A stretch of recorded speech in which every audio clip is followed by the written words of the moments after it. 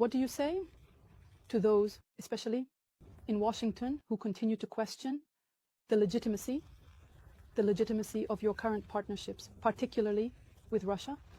And how do you intend to defend Burkina Faso's image on the international stage in the face of this kind of rhetoric? In any case, we are free to establish relations with whomever we choose. That is what independence means. So, on this matter, they can continue to think whatever they want. Brothers and sisters of Africa, children of the soil, and guardians of our destiny, I want you to pause for just one moment and let this sink in. Our story is no longer being written in the corridors of Washington, Paris, or London. No. Today, the pen has returned to African hands, and the ink that flows is courage, sovereignty, and defiance.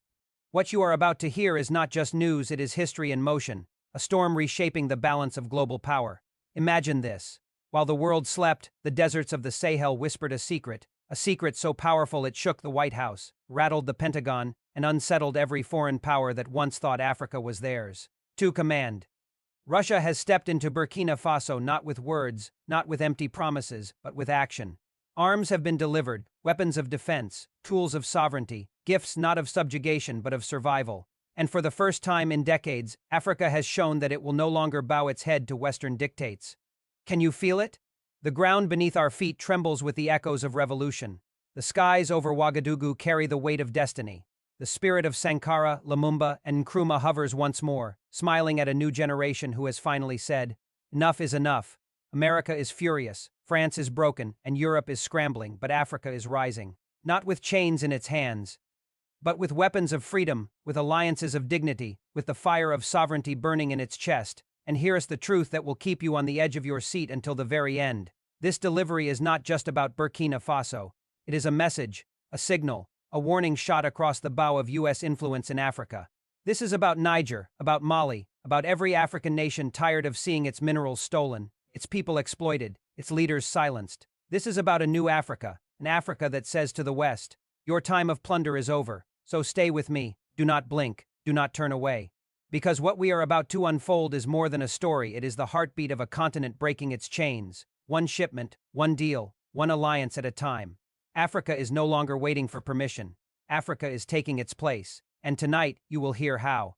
Good evening, Africa. Good evening across the globe. I want you all to listen to me attentively, brothers and sisters of Africa, sons and daughters of the soil. I want you to listen with both your ears and your heart, because what I am about to share with you is not just a story, it is a turning point in history. It is a revelation that shakes the ground beneath the feet of empires, and it is a thunderclap that echoes across every corner of this continent. For too long, Africa has been the theater where foreign powers play their dangerous games, always treating us as pawns to be moved, sacrificed, and discarded. The United States, in particular, has strutted upon our land with arrogance, boasting of its so-called partnerships, but in reality imposing its military bases, its intelligence operations, its sanctions, and its invisible chains of economic control. For decades, they told us they were our protectors. But in truth, they were never. Our shield, they were our cage. And yet, as history has always shown, cages can be broken, chains can be snapped, and a people can rise when they decide that enough is enough. Burkina Faso has decided. Burkina Faso has risen. And now, something has happened that Washington could neither predict nor prevent. In the dead of night, far from the watchful eyes of Western satellites and surveillance drones, planes landed on African soil. They carried not aid packages with strings attached, not hollow promises of democracy, not the toxic contracts of the IMF or World Bank. No, they carried power. They carried the tools of sovereignty. They carried the very weapons that Africa had been denied for generations. Russia, yes, Russia has secretly delivered arms to Burkina Faso. This is not just an arms deal. This is an earthquake. This is the shifting of the global balance of power right under the nose of the United States. For decades, Washington's military-industrial complex has thrived on controlling who has access to weapons, who is allowed to defend themselves, and who must remain weak. They armed their allies, they armed their puppets, and they disarmed their challengers. In Africa, they allowed certain nations just enough firepower to police their people, but never enough to resist foreign domination. But that has changed. Burkina Faso, under the fearless leadership of Captain Ibrahim, has said to the world, "We will no longer be dictated to. We will no longer bow to the arrogance of America, and we will no longer allow our sovereignty to be conditional upon foreign approval." And Russia has answered that call. Why is this significant? Because it marks the first time in decades that an African nation has defied the unwritten rule enforced by the West. Thou shalt not arm yourselves without our permission. Burkina Faso has broken that commandment, and not quietly, not timidly, but boldly, decisively, and with the weight of history behind it. Washington is panicking. Make no mistake, they are scrambling behind closed doors, holding emergency meetings, sending frantic cables to their embassies, and plotting how to respond. Because this is not just about weapons. This is about influence. This is about control. And they are realizing, perhaps for the first time in a very long time, that their grip on Africa is slipping faster than they ever imagined. But let us be clear, Russia did not deliver these arms as a gesture of charity. No nation does anything in this world without interest. Russia knows that Africa is rising, and Russia knows that the multipolar world it envisions cannot exist without Africa's participation. Moscow understands something Washington refuses to acknowledge, that Africa is no longer a playground, it is the future. And in this future, Burkina Faso, Mali, Niger, and their allies will not be junior partners, they will be equals. For the people of Burkina Faso, this delivery means something even deeper. It means that for the first time in living memory, they are holding in their hands the tools to defend their land, their villages, their families, and their dignity without having to beg for permission from the West. It means that the balance of fear has shifted from Africa fearing the West to the West fearing an Africa that is no longer unarmed. And for the United States, this is nothing short of a nightmare. For decades, their influence in Africa rested on three pillars: economic dominance, political manipulation, and military superiority. But now, one of those pillars is cracking. If Russia can deliver arms to Burkina Faso, what stops it from delivering them to Niger? To Mali? To Congo? To any African nation ready to declare independence not just in words, but in firepower. And if that happens, then America's model of domination collapses. No longer will African nations be forced to accept humiliating terms in exchange for security assistance. No longer will African leaders have to choose between submission or assassination. No longer will African children grow up believing that foreign bases on their soil are a natural order of things. Brothers and sisters, the significance of this moment cannot be overstated. The delivery of these arms is not the end of a story, it is the beginning of one. It is the beginning of an Africa that is prepared not just to resist, but to prevail. An Africa that says to the world, we are not weak, we are not helpless, and we will never again be anyone's colony. And so, as the U.S. watches in disbelief, as the West struggles to adjust, let us understand the weight of this hour.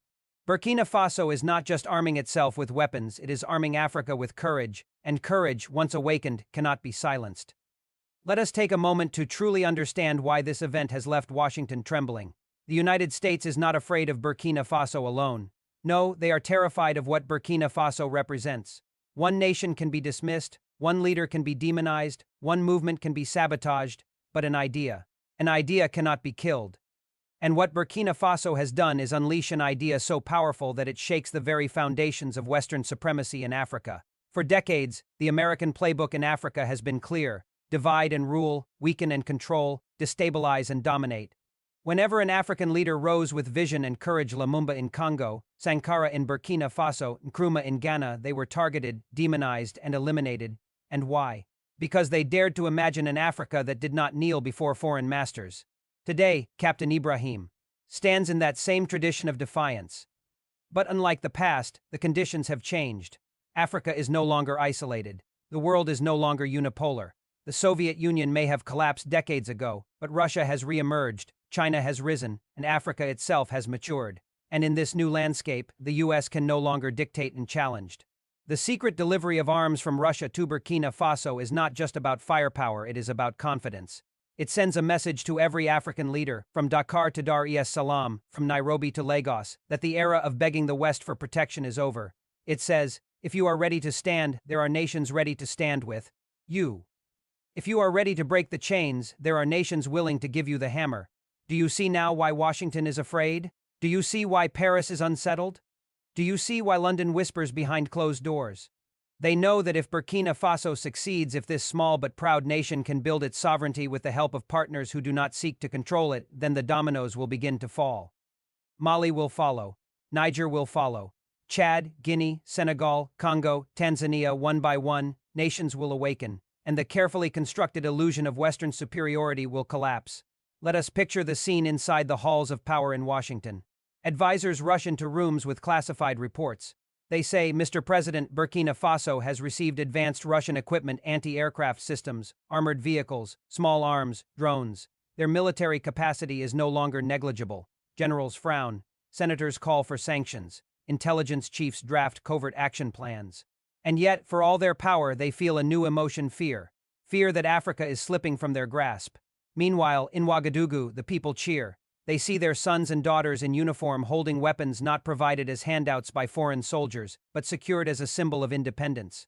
They feel pride swelling in their chests. For the first time in decades, they feel that the defense of their land is in their own hands, not in the hands of those who claim to be their friends while secretly plotting their downfall. This, my brothers and sisters, is the true power of what has happened. It is not just the steel of the weapons, but the fire of the spirit.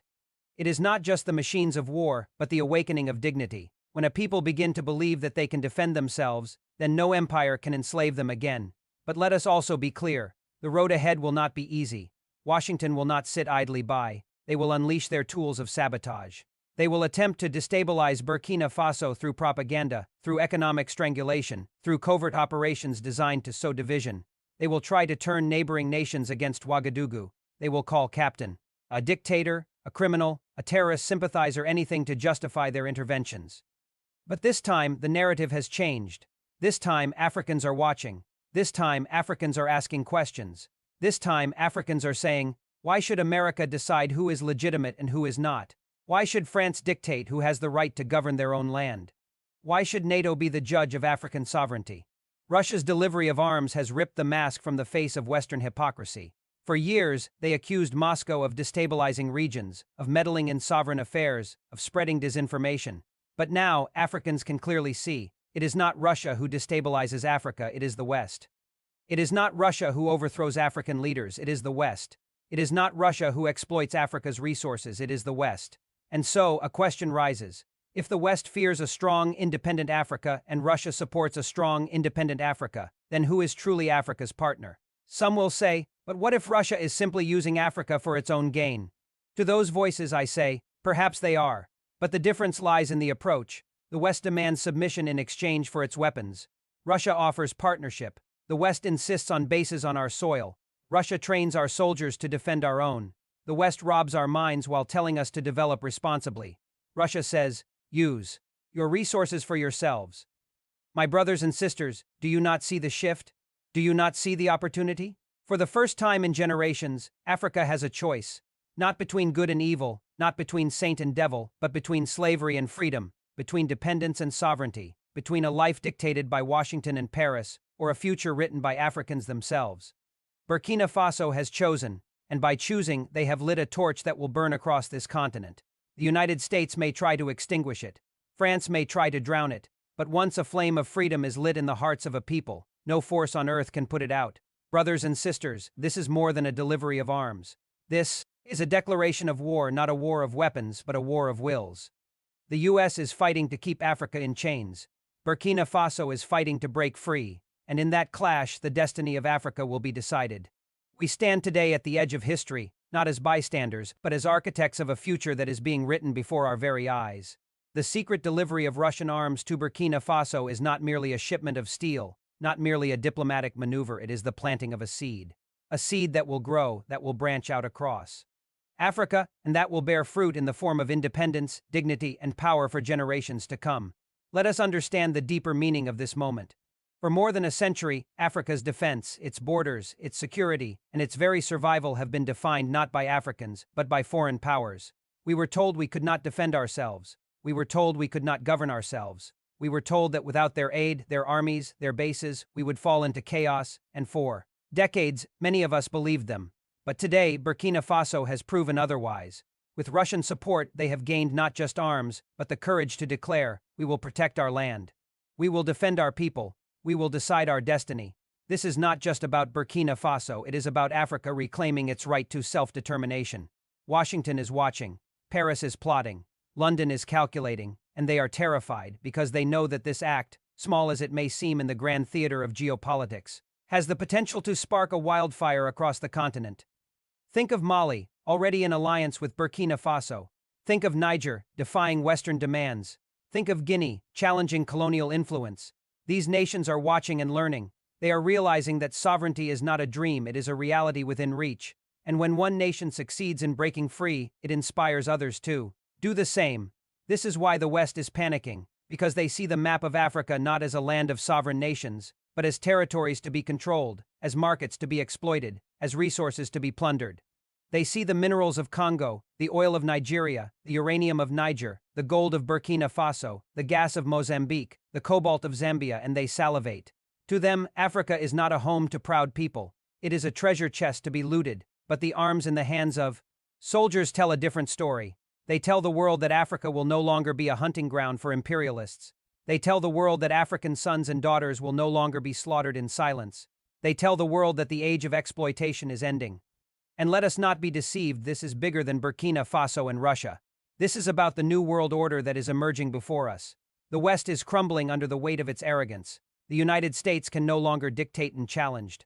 NATO's power is being tested. Sanctions no longer frighten nations. Threats no longer silence. Leaders, from Latin America to Asia, from the Middle East to Africa, countries are rising. They are rejecting domination. They are seeking sovereignty. Do you think it is an accident that Russia chose Burkina Faso? Do you think it is chance that the Kremlin decided to send arms quietly, carefully, strategically, to a nation that just months ago was dismissed as small, weak, and irrelevant? No, it is not chance. It is recognition. Recognition that Burkina Faso is the spark, the symbol, the front line in a battle that will reshape Africa. And what of the United States? What of their so-called influence? Brothers and sisters, influence built on lies, on blood, on theft, cannot last forever. Washington's influence is a shadow, a mirage. For decades, they controlled African governments through fear of sanctions, fear of coups, fear of poverty, fear of war. But today, that fear is fading, and when fear fades, freedom rises. The U.S. may still have bases on African soil. They may still have agents in African capitals. They may still spread propaganda through their media empires. But none of that can stop an idea whose time has come. And the idea that has arrived is this: Africa will no longer bow. Imagine, brothers and sisters, what this means for the generations to come. Imagine a Burkina Faso that no longer waits for U.S. approval to buy arms. Imagine a Mali that no longer kneels before France. Imagine a Niger that sells its uranium for fair value, not for scraps dictated by Paris. Imagine a Congo whose cobalt is refined in Africa, not shipped off to Europe. Imagine a Nigeria whose oil builds African wealth, not foreign empires. This is the vision that is being born out of this single act, the secret delivery of Russian arms. It is a pebble dropped into the ocean, and the ripples will reach every shore of Africa. But let us also be wise. The road ahead will not be smooth. The West will not let go easily. They will fight back with every weapon in their arsenal. They will try to sow division among Africans. They will whisper lies into the ears of leaders, offering money, offering deals, offering temporary relief, if only they betray their brothers. They will use their media to call Burkina Faso reckless, dangerous, destabilizing. They will paint Russia as a villain, as a manipulator. They will call Captain another dictator. But we must stand firm. We must not be fooled by their propaganda. We must not be divided by their schemes, because in unity lies our strength. The United States knows this. France knows this. That is why they have always tried to keep Africa divided. But now, more than ever, Africa must come together. Burkina Faso cannot stand alone forever. Mali cannot fight alone forever. Niger cannot resist alone forever. But together they are unbreakable. Together they are unstoppable. Together they are the foundation of a Pan-African movement that will rewrite history. And so I say to every African listening, this is your moment. This is your time. Do not let it slip away. Support Burkina Faso, not just in words, but in action. Support their right to defend themselves. Support their right to make alliances. Support their right to reject foreign control. And I say to African leaders, do not let fear guide you. The West will threaten you. They will bribe you. They will intimidate you. But remember, your people are watching. They are tired of empty promises. They are tired of leaders who bow to foreign masters. They are hungry for dignity. They are thirsty for freedom. They are ready for sovereignty. History will remember those who stood up, and it will forget those who bowed down. And to Washington, to Paris, to London, I say this: the age of domination is over. You can no longer dictate Africa's future. You can no longer steal Africa's resources without consequence. You can no longer decide which African leaders live and which die. The tide has turned. The balance of power has shifted. Africa is awake. Yes, Russia has delivered arms. But more importantly, Burkina Faso has delivered a message. We are not afraid. We will not be silenced. We will not be slaves. This is not the end of the story. It is the beginning of a struggle that will spread from Ouagadougou to Bamako, from Niamey to Conakry, from Kinshasa to Lusaka, from Lagos to Addis Ababa. It is the beginning of a new Africa, one that does not beg, one that does not bow, one that does not break. Brothers and sisters, the road will be long, the fight will be hard, but victory is certain, because history is on our side. Justice is on our side. Freedom is on our side.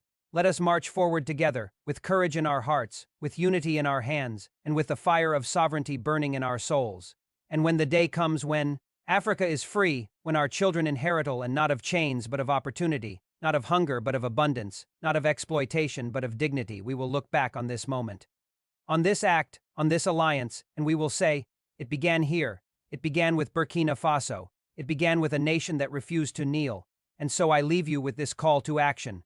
Rise, Africa, rise, rise from the ashes of colonization, rise from the shadows of exploitation, rise from the lies of imperialism, rise and take your rightful place among the powers of the world, because Africa is not weak, Africa is not poor, Africa is not broken, Africa is powerful, Africa is rich, Africa is unbreakable.